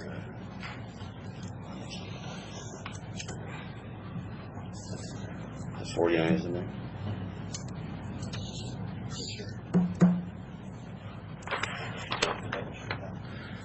Yeah, maybe we have one more place to double check. Well, best case is we're plus 17, worst case is we're minus 58. Either way, I think we can absorb that. Keith, first of all, thanks for boiling this down, and auditor staff as well, and Tim and Tom. We all have our strengths and weaknesses, and these numbers sometimes get me wrapped around the axle, but I appreciate the fact that you guys can figure it out. So, sort of bottom line, Keith, if we go forward with what you've got proposed here, are there any particular elected officials that Commissioner Miller should avoid in the hallway? I think somebody's ox is going to get gored in everybody. It doesn't matter. I think the request of the coroner deserves some consideration with respect to the vehicle and the fact that he's going to have his deputy absent for part of the summer. So I don't know that I'd recommend full funding of his request, but I do think it would be reasonable to consider maybe his fatten up the personal professional services line. Yeah. Because that's temporary fill-in, that's not another personnel position, because we don't want to start throwing benefits on top of that cost. Sure. So it'll be bumping up the professional services line probably.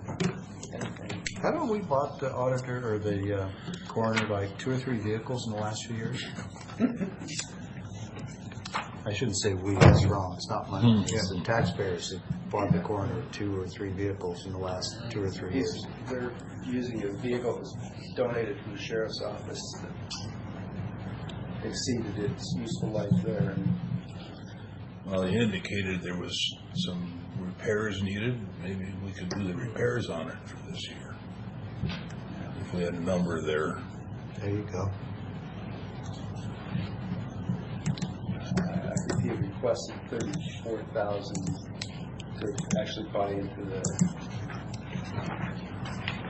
county's vehicle pool. The ER&R? Yeah. But there may be a less expensive alternative for them to get a vehicle working, whether it's repairs to the existing one or... Interesting to see what, have it run through the shop and see what kind of repairs are needed. You don't want to spend 30 on, Well, you did put 100,000 into miscellaneous still, didn't you? We backed it out. That was our initial. So none of it's in there that we can use. Yeah, that was put in as just kind of a placeholder because we knew that the board would want to approve some things, but after we kind of made these recommendations, we took that placeholder out and basically allocated it to these items that we think are critical to pay. Yeah, it's like a congressional budget committee hearing. They threw the money on the table and everybody leaned this way to vote yes, and then they pulled it back when they weren't looking. Oh, man. Well, Okay. I think the procedure has been very well, because we went through a lot of time in the meetings here, and then you guys have been, we asked you to do that, to go through and pick, and with Keith, all three of you, and we fine-tuned the last of it here. It always seems like we can find something unless things go drastically bad, and that could happen in the economy anytime. But I don't think we can sit here and worry about that, because it's out of our hands. Yeah, in the event of a major economic change that our revenues do not come in as anticipated, obviously We'll reopen the budget. Yes, you have a mechanism to deal with that. Right. We hope that doesn't happen, but if it does, we're prepared to. Well, and I'll just offer that, I'm not a person who's resistant to change. I like change. I thrive on continuous improvement, and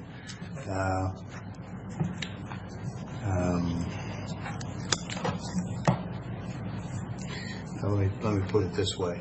We've been making some changes in the process in how we do this, and anytime you make change, no matter how well intended, you always have the risk of unintended consequences.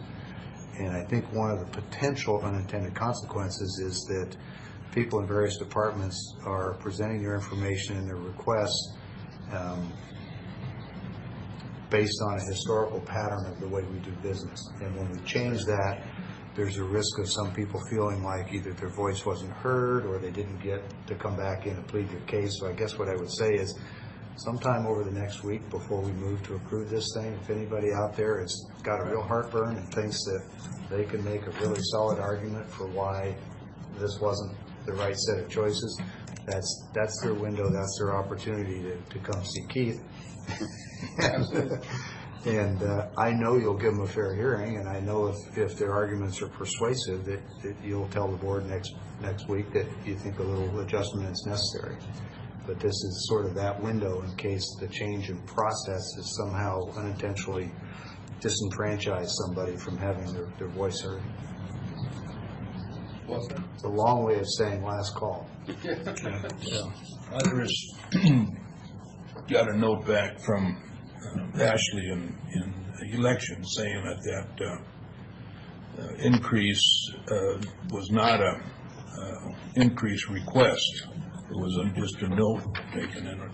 That cost is actually reimbursed election cost. So that $1,400 is a note only. There's her explanation of it.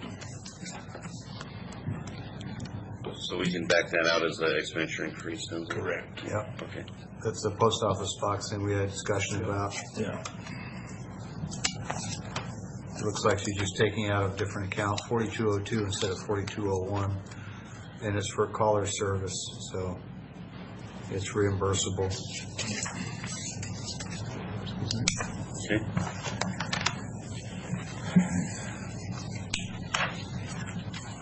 So we'll fine tune it with Keith as far as getting the last bit balanced, and we'll go through it all and make sure our giant spreadsheets are calculating correctly, and alert Keith if anything is funny in there. We don't think there is too much. Should we be ready to adopt them next Wednesday, unless something comes up to continue it? Unless there's something that's... Can I interject here?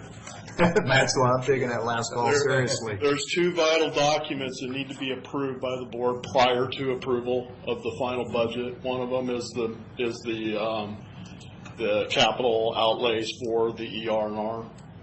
The other is the annual construction program.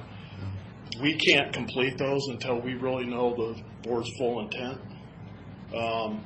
We don't know if the board intends to do the 1% increase on the county road levy. We don't know. The only diversion we're aware of is the 473 for traffic policing. Well, we're on B of Tom's list. I haven't seen that list, and so what I'm just saying that once we get that information, I've been honest with the board, been frank with the board. Matt, let me just help you. B is titled Decisions for the Board. property taxes, road shift, 1% substantial needs levy, and others. Yeah. Okay? So that's everything you're But saying, if they right? want to approve this on the 5th, we have to be able to have time to look at, reopen our budget if there's these other decisions that we're not aware of are being made, so that we can make sure that we're providing the board with documents that represent the budget for the county road fund. So what I'm hearing you say is, from a meeting like this to final approval, you really need 2 weeks, not one.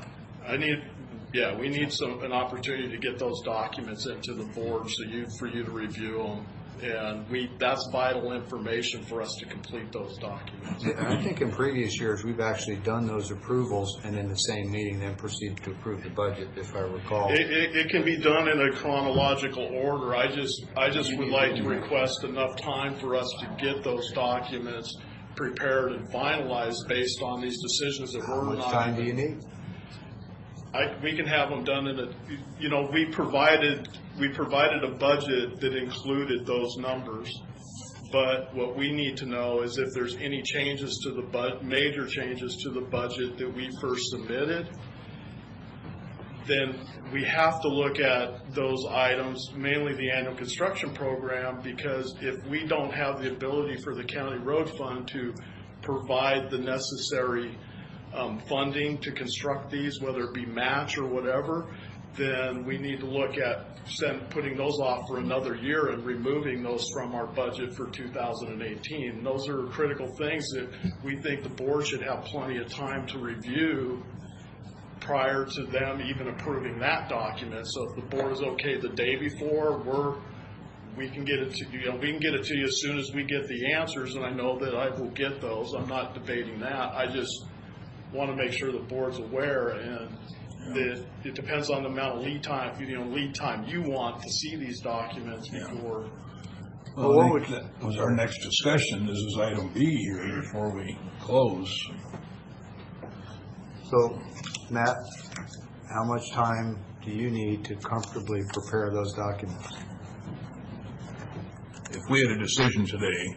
If you had a decision today, then we would get those in before the end of this week. We can meet that, but what I'm saying is. Okay, so I get that. Just go with me. So once you know what the decisions are, you only need a few days to do your piece, and then there's no problem, I'm assuming from what you're saying, with us approving those actions that you're going to prepare in a meeting, and then in the same meeting subsequent, approve the budget. That's correct. Okay. So really what I'm hearing you saying is, from the time that we make these decisions on the 1% road shift, et cetera, you only need a few days. So a week between the two is not a problem. So I guess it's just really housekeeping. I just want to make sure the board is aware, and we can do that. What I'm saying is we aren't going to be able to meet the required lead time to get. So what we're really talking about here is ASRs. ASRs. Matt, trust me, the board will waive the ASR requirement. I was trying to figure out, where is he going? Okay, that's it. Yeah. So, that's what you're saying is you can't meet the administrative timelines for ASRs and have it ready for next week. Yeah. Because it's already Wednesday. Correct. Well, I'm sure as heck not the Pope, but special dispensation, you got it. I'm probably speaking out of turn, but I'm pretty sure I know that you two were going to be. Yeah, I asked Karen first. Well, you're closest. You asked her. So, Mr. Chairman, just real quick, is there any reason for us to feel like this has to be next week? I mean, Keith, do you want to do this next week? Would you rather do it in 2 weeks? Don't hurry up. My only question would probably be, ask the question down the. No, so we could maybe meet briefly next week and button it down and then adopt it the following week. From what I'm hearing, it sounds like week after next. That's fine with us. And I think as long as you continue it and advertise for it. I would have to re-advertise in a draft. Yeah, as long as you don't do it ahead of time, you're fine. We can check on the re-advertising requirement. I know once you advertise it, you can't do it before. Do you have to re-advertise it? Well, I'm sure it was advertised for a particular date, yeah. Yeah.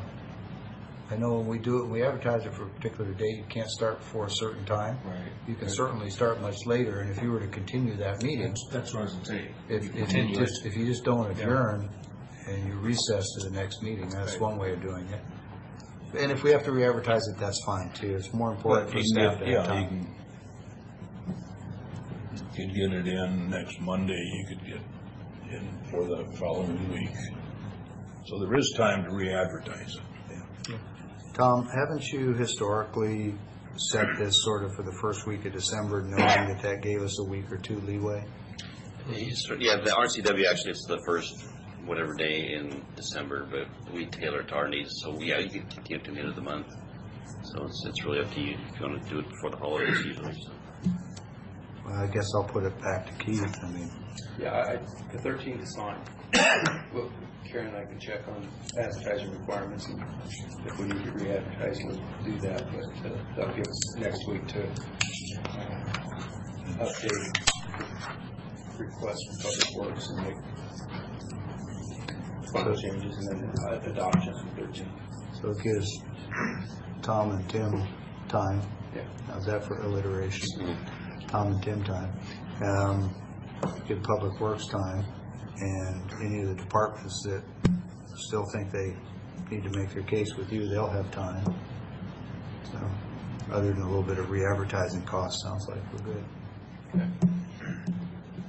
Mr. Chairman, I would propose that we adopt that plan as just discussed, if that's all right.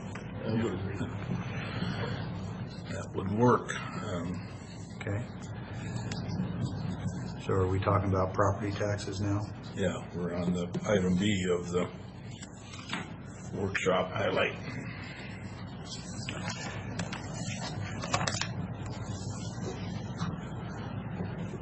Anybody recall what the road shift was last year? $650,000. Okay. I talked to several commissioners at the Wasatch conference this year, just casually, asked them about road shift and do they take it, and it wasn't 100%, but it was pretty darn close. They all said we couldn't fund our budget if we didn't. The 1% is not keeping up with the cost of inflation of running a county, and that's one of the concerns, is that it continues to eat away at Public Works and our ability to maintain and build roads, but the alternative is even uglier. I heard that from pretty much everybody. Yeah, I know for a fact Thurston County pulls $3 million.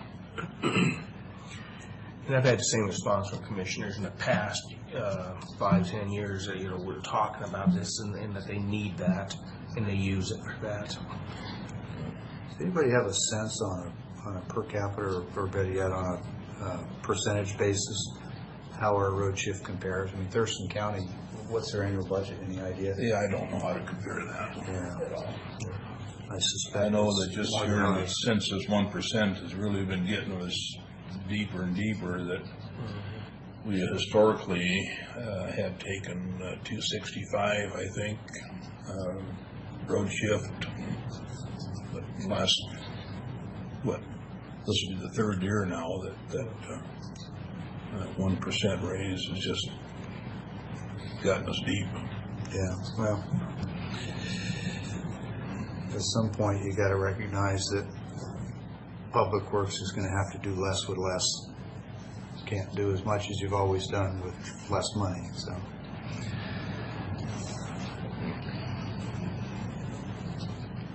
So do we have a consensus on that item 1 of the... Well, I think we have to. If we don't, we're going to go through this all again. Yeah.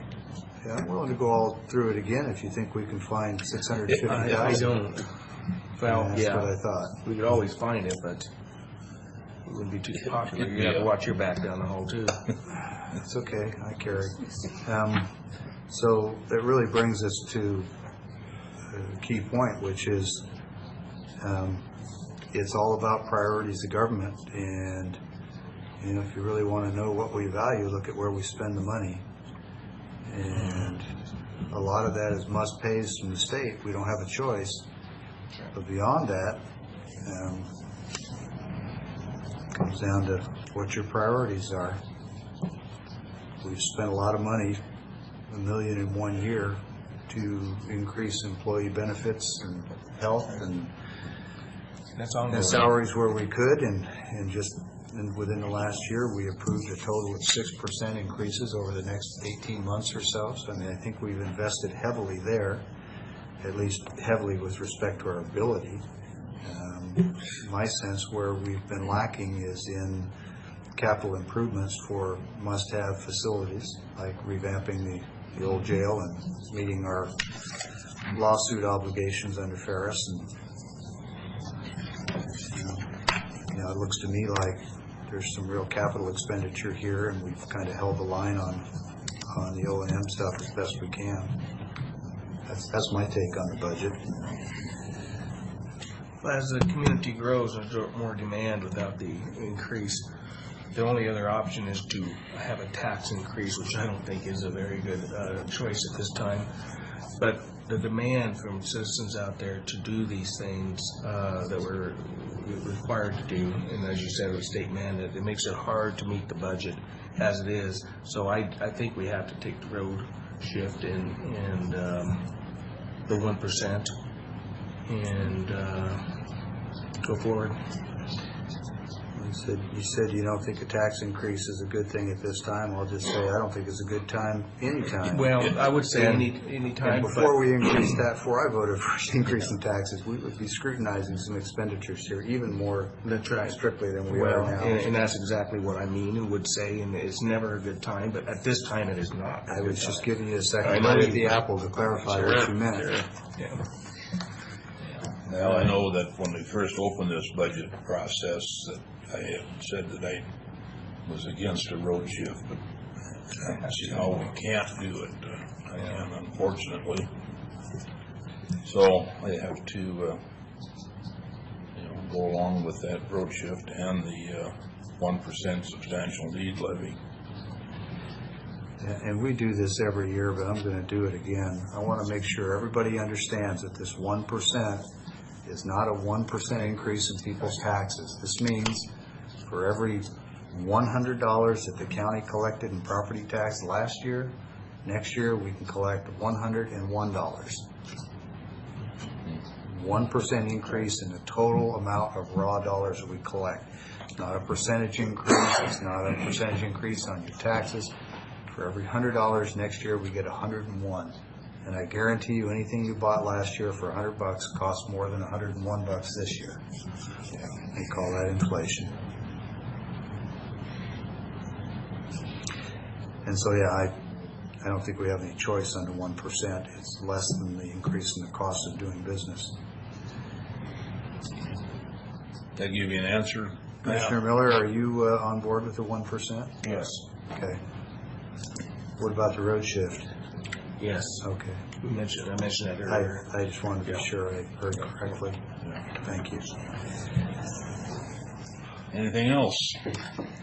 I think we've already agreed to the revenue and expenditure suggestions, right, with the discussion and adjustments today? Yes. And so, I don't know if you remember that, and I'm sure you remember this, what am I saying? So I came in 2009, 2010, we cut spending 10% and we cut staff 9%. A lot of that staff has come back in various places because we've needed them.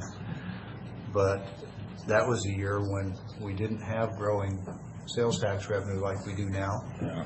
And so the point that I'm raising is that, like Keith said, if something should happen and our revenue stream suddenly dries up, there aren't many places that you can go, as we found in 2010, other than reducing expenditures, which inevitably ties into personnel positions. So we're all hopeful that the current strong economy continues.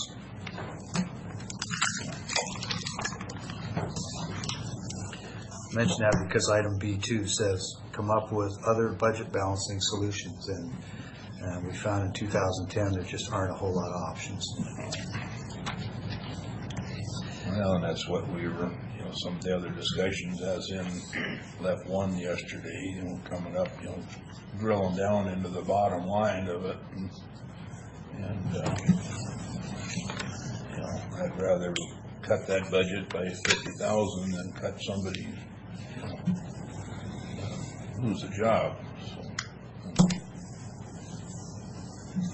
I say, I think we're as lean as we can get on the expenditure side.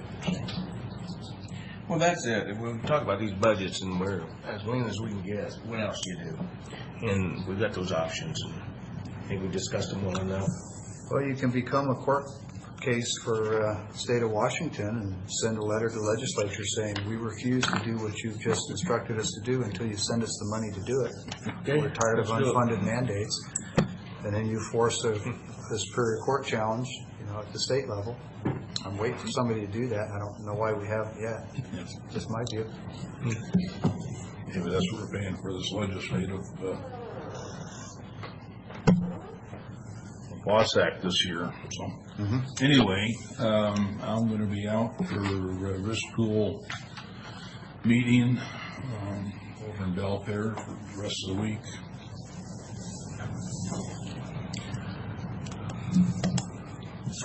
Anything else? Washington County's risk pool. Risk pool. Okay. Nope. That's it. All right. Nothing else. Go to the board. Matt brought donuts. We are adjourned. Okay. Had a final thought there, and that was we had a public comment. But,